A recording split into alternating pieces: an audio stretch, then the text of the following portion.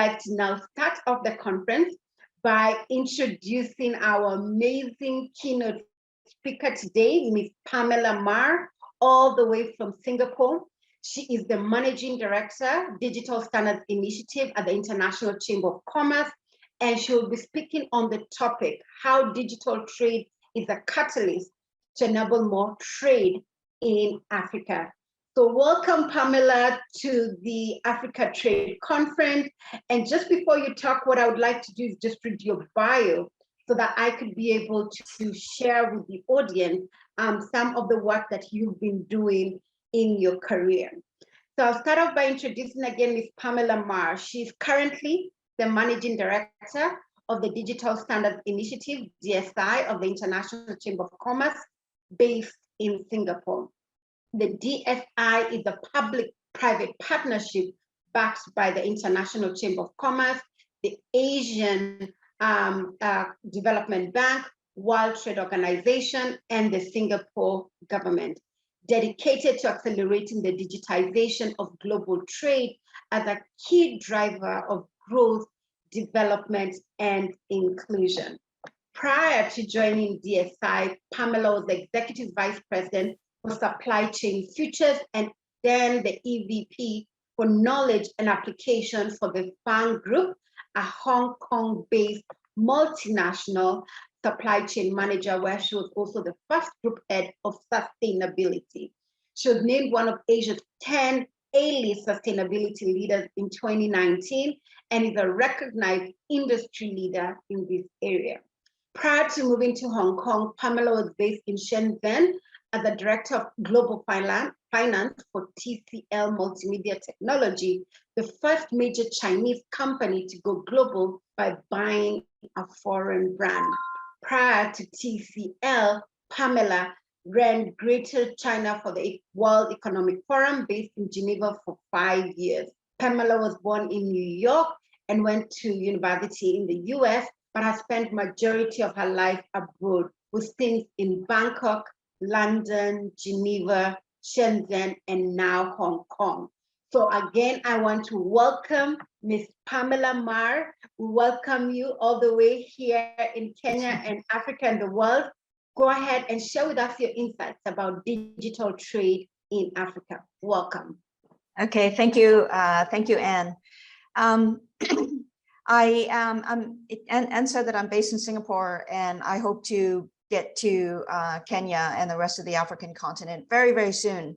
But for today, what I'd like to do is tell you a little bit about the Digital Standards Initiative, and then try to illustrate to you why digital trade is so important to Africa, and then to end with a few advice that I would give as someone who has both worked in supply chains and is now looking at issues on an ecosystem level.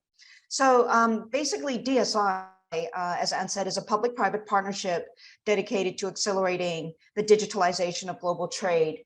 And basically we do this by doing three things. Number one, we're actually writing standards for digitalizing key processes on the supply chain. So if you think about your basic supply chain, where you have the invoice, you have a bill of materials, at the time you ship it, you have a bill of lading, you have insurance certificates, it needs to cross customs and borders several times. All of this paperwork is basically, right now it's mainly paper-based. And we think that given the technology and given that with today's technology, you can basically secure, you can verify, you can have authenticity, you can vouch for the original, you can have original versions, that basically the entire supply chain in terms of these trade documents can be digitalized. And so what we've been doing since the DSI's founding a year and a half ago is basically working with the private sector, which is actually carrying out all of these trade processes on the ground to identify and harmonize all of the trade documentation. And so we're going to start with 8 key trade documents, and that package of digitalization standard is actually going to come out in first quarter next year. And just to clarify, when I say harmonize and digitalize, what we're talking about is basically, if you think of a form of any, like an e-invoice, like an invoice, you want to actually agree with different parties globally across the industries what are the key fields that need to be contained in this document, so that you can actually clear the good using data rather than paper. Because the problem with paper forms, not just that it's actually paper, but that there's too many forms.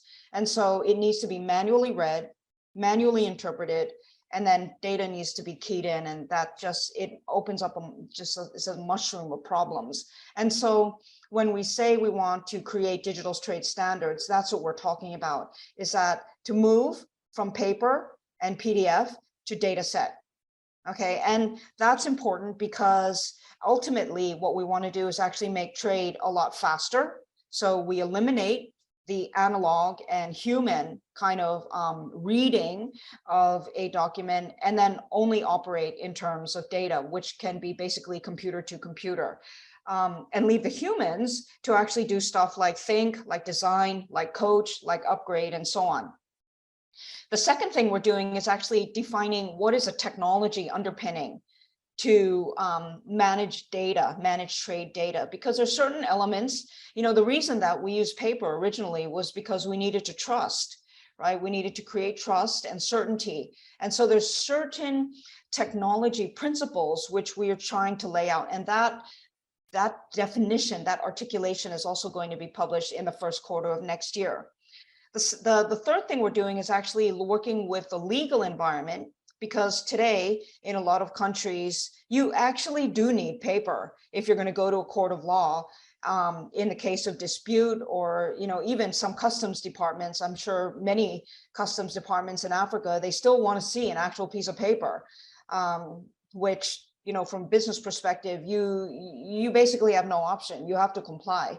And so what we want to do for governments is say, okay, since we have this level of technology advancement, the UN, in its, Commission on International Trade Law has basically laid out why and in what instances electronic records are actually as good as digital, as paper ones.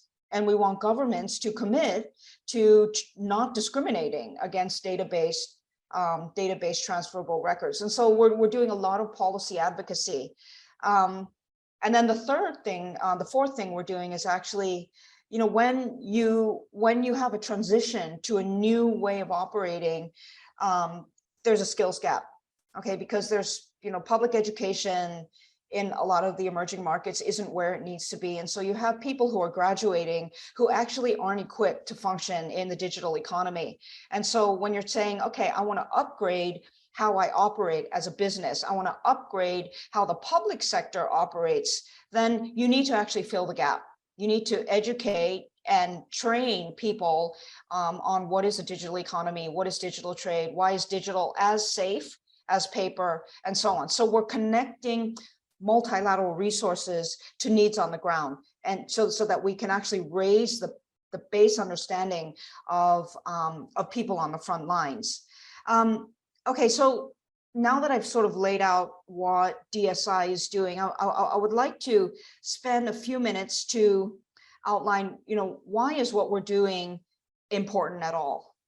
Okay, and the link is basically, this is an Africa Trade Conference. You need no convincing that trade more than ever connects and spurs growth. And the thing is, the smaller you are, the more important international trade is. And you can just look at, statistics on trade to GDP ratios. Big countries, they can have trade to GDP ratios of like 20 and 30%, and they'll be fine, they're big. But if you're a smaller country, you really need to get your trade to GDP ratio up. And the only way to do that is to reduce trade costs, make it really easy for your businesses to trade internationally. And today, digitalization is one key way to do that, because it's fast, it's seamless, it's fluid, it's certain, And then you can actually apply, when you create data that is used in trade, you can actually take that data and apply it back into your business and drive efficiency and so on. So number one, every business and every country should be concerned about what is your trading profile. Are you open enough to digital trade? Because that is a key way for you to accelerate your trading journey. And the second thing is that we're moving into a world where trade is going to be digital. I work in supply chains a lot. We always said the future of supply chain is digital. And, I think we have a few pieces of evidence which show why the future of trade is digital. The first is how many countries have ratified a model law on electronic transferable records. So far, 7 countries. It's not a lot, given that there's like over 200, but there's a number of major trading economies which are now drafting equivalency so that electronic records are actually holding the same legal status as paper ones. There's a second document in the WTO right now. It's the e-commerce agreement. And basically this is an 87 country signatory document, and they have included a provision which will require signatories to align their national legal environments to electronic transferable records. So, these are just 2 pieces of evidence. The third, if I can take something that is from the, on the ground, because, people always say, oh, only 1% of trade is digitalized, and 1% is it sounds really low. But what we have just worked with one of our industry partners to survey shipping and logistics companies, and apparently we've gone from 1% e-bill of lading to something like 28 or 29% of companies which are using e-bills of lading. They're using them in conjunction with paper bills of lading, but the adoption rate is picking up, and already 5% are only using digital forms. And so that it's a slow movement. In fact, 5% is not a lot, but it's 5 times what was the case several years ago. And once the legal environment opens up, then basically we can allow technology to do its work. So I think, if you're a business that is operating and you're trading globally, you have to realize that the ecosystem is going digital. Increasingly, your financial records are going to have to be digital. And also the last part is that you're going to have to be disclosing a lot more data. I used to work in sustainability, and my assumption is that everyone is eventually going to have to disclose your E, environmental, S, your social, and G, your government. Okay, ESG. And that's going to have to be, you not only have to disclose your scope 1, scope 2, but also your scope 3, which is the environmental footprint of all your trading partners in your supply chain. Okay, so how are you going to do this? And you have to do it in a way that's verified, which means that you have to do it digitally, because if you're operating with Excel, to track your carbon emissions and your energy usage, you'll faint from the complexity, because if you need to verify it, have third-party verification, there's no other way to do that other than digital. And that's only for sustainability disclosures. A contact of mine who is working for an athletic goods company, she quoted me the figure that for a simple style, there's over 1,000 data points. And basically, you can't manage these manually. You have to go digital. So my question to you, if you're operating a business that is going international, is what are you doing within your own 4 walls to digitize and to create, data trails within your own organization, not just for your own efficiency, but to support your going digital, you're going global, and to support your internationalization. The second thing I would do is pay attention to the evolving regulatory environment. The African I'm sure this has been mentioned yesterday, the African Free Trade Agreement, it's still being negotiated. There's key digital components which are yet to be agreed, about data protection, data localization, and interoperability. And if everyone is creating data, but the data is not hewing to a common standard, is not harmonized, and is not interoperable, we will all be struggling in our own orbits. Okay, so the key is A, you have to be digital, but B, you have to be digital in a way that is harmonized and interoperable with how other supply chains and how other companies are operating. So, pay attention to the evolving legal environment, and if it comes up to it, advocate for interoperability within your own business communities, because, governments, they need to hear it from you. They need to hear it from you that interoperability is something that the business community values, simply because it is the only way that the business community in one country can actually work seamlessly with a business community in another country. And so, for me, this is a key principle to supporting digitalization globally, is that yeah, we have to agree on common standards, and B, we have to use technology protocols which are matching with each other and which promote interoperability at the same time as it protects each organization's data. I think that's pretty much what I'd like to say. Basically, when we look ahead 5 years, and we say, okay, in 5 years' time, we would like 70 to 80% of global trade to be digital. What does that world look like? And for me, that's a world where supply chains operate in real time, and you can actually see down the pipeline of your supply chain and look at, what is actually going on from a data perspective. And, we all say, oh, supply chains these days in post-COVID, they need to be really resilient because things change. There's natural disasters and geopolitics, and supply and demand go up and down. And so supply chain need to be really resilient. And there's no way to do that aside from having a real-time view of what's actually happening in your supply chain, and having the levers to go into the supply chain and change things that are happening. And you can't do that unless you are actually digital. And the second thing, from a macro perspective, that world is also a lot friendlier to SMEs, small and medium-sized enterprises, because digital is the great leveler. It makes things transparent.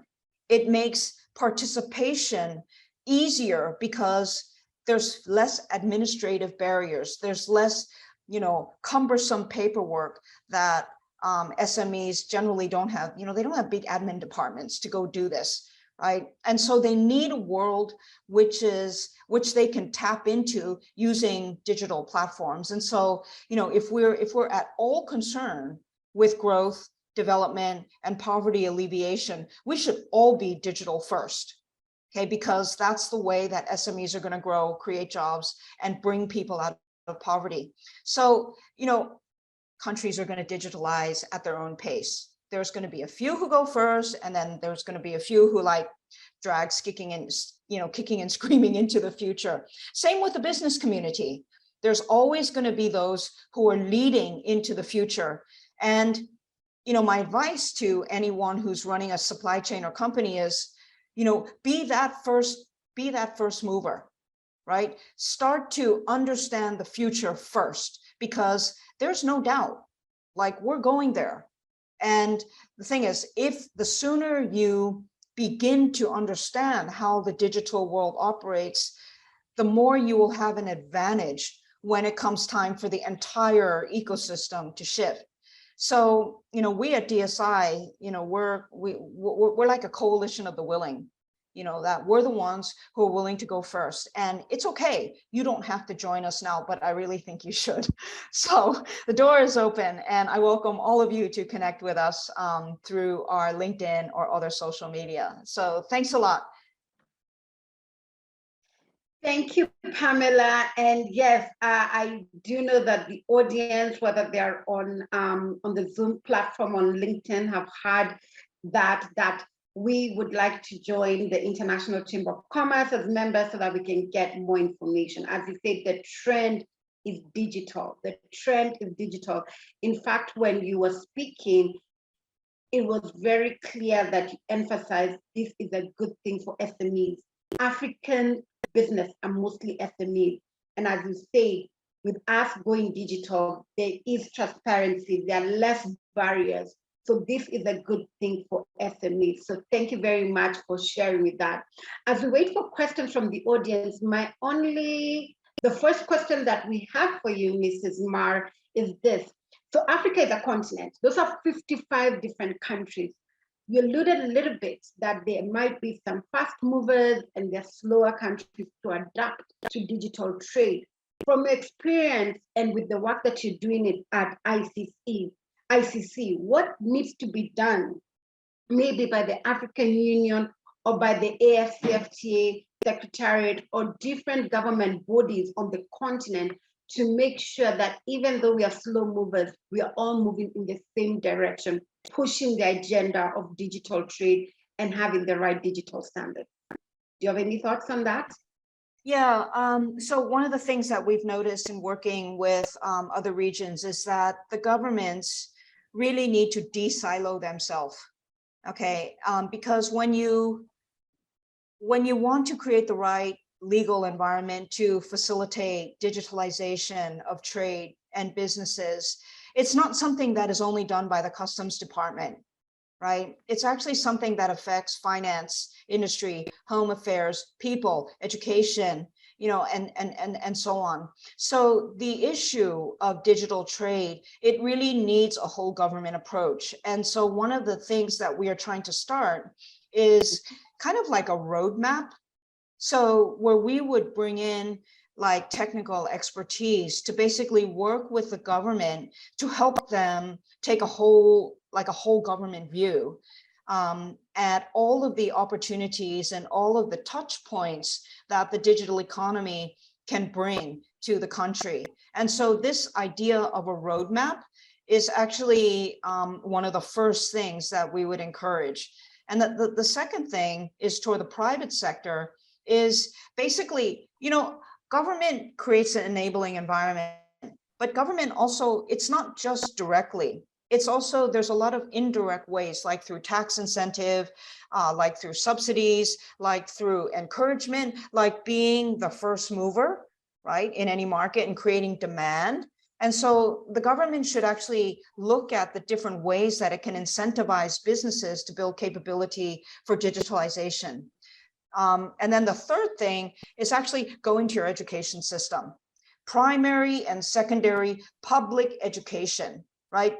Don't make it so that only the private schools graduate kids who are digitally savvy. Actually, most of the people in any country, they go to the public schools, and there's no reason that the public schools with today's connectivity and today's digital resources, why the public schools, can't actually graduate people who are fluent in the digital economy. The workforce needs to be prepared for this. And so, and the thing is, business has a lot to worry about. You can't just leave it to business to train them up. It has to happen from day one, when they go into first grade and second grade. And, there's a lot of good, education models. And the thing is, it pays back the country in spades. Of its population. Now, Africa has got a very, very young population. You're going to be contributing more workers to the global economy than any other continent, right, in the next like 10 to 20 years. And so the more that you can invest in people, the better. Thank you, Pamela. Thanks for emphasizing education and the youth bulge in Africa, which is, I think, a blessing, because then we'll have to make sure that we train them right. And they're digital natives. The next generation are digital natives. So, digital trade will be very natural for them as they get into the workforce. So thank you very much. I think the last question before you leave, we would like to hear your viewpoint around what can Africa learn from what Asia has done, the different Asian countries. What are the best practices that you think that African countries can learn, because most African countries are, of course, developing, and Asia has gone ahead. So if you could just share that with us, we'd really appreciate that. Thank you. Yeah, I think the main thing is that think in supply chains. You know, everyone says China's a factory of the world, but it's really not only China. China is indeed a source of a lot of raw materials and components, but those raw materials and components, they go to Vietnam, Thailand, Cambodia, and so on. And the thing is, for every Asian country, they get it that you know, they're a region, and so you compete as Asia, right? And so that means, like, actually your right hand and your left hand country, your neighboring countries, are actually your team. They're not your competitors. So when you think about, you know, how do we as a region compete? How do we share our wealth with our neighbors? How do we share the investment that we get? And that's been a long journey. You know, in the beginning, Asian countries were fighting with, you know, for each other for, you know, who has the lowest wage, who's going to give the biggest tax benefit, until we learn, actually, we're competing as one. We're one supply chain. So if you see, like, the Regional Comprehensive Economic Partnership, it's a single window approach, right? It's one region, one certificate of origin, one market. You enter RCEP and you can trade in the whole region. We're not there yet. Okay, there's a lot of implementation, but that's the new thinking, because today, I mean, one product, even something as simple as the shirt I'm wearing, it's 3 or 4 countries minimum. And so you got to think, okay, how do I match skills with other countries and grow together? Because the pie, you know, my slice of the pie is going to be bigger if it's a bigger pie. So we're all on the same boat. So I think, you know, really look to compete as a region, and to also be one region. And the thing is, we have this trope: exports are good, imports are bad. It's actually not true. It's like both exports and imports make your trade. And the thing is, imports are needed so that you can process them and grab value and export them. And so let's, you know, kind of rethink how we view trade, and use it as a lever to help all of us to rise up and grow. Wow, that is very, very amazing, Pamela. I mean, you've shared something that I hope everyone catches. You've said that what Africa definitely needs, or needs to think about, the new way of thinking, is share wealth with your neighbors. It's about unity of Africa as a region. It's about taking advantage, for example, of the AFCFTA and saying, what part do you play? And then together we rise and we're able to compete globally. So that is what I will take out from the last part, which is share your wealth with your neighbors, one region, one Africa. And we're not competing. Let's grow together. Yes. And let's do this digitally, because there is enough for all of us. And that is the essence, actually, for the Africa conference series, which is what the Africa Trade Conference is trying to do, is really transforming the lives of Africans and saying, how do we do it as Africans, part of the globe, working with the diaspora, and just everybody, because we believe that if Africa does well, the world does well. So thank you very much for taking your time out of your very busy schedule to share with us your insights about the opportunities in digital trade, what we need to be looking for here in Africa, and how it's going to transform lives, and how we can do more business, right? We want to do more business with Asia. We want to do more business with Europe. We want to do more business with the Americas. But definitely working together as Africans is what we need to be thinking about. One region, one voice, one Africa. Thank you very much, Mrs. Mar. We appreciate you. And I encourage everyone who's listening in, become a member of the ICC. It is critical that you get all this information, wide knowledge, and deal with the experts like Mrs. Pamela Mar. Thank you very much, Pamela. We look forward to working with you in the future. Thank you. Bye-bye.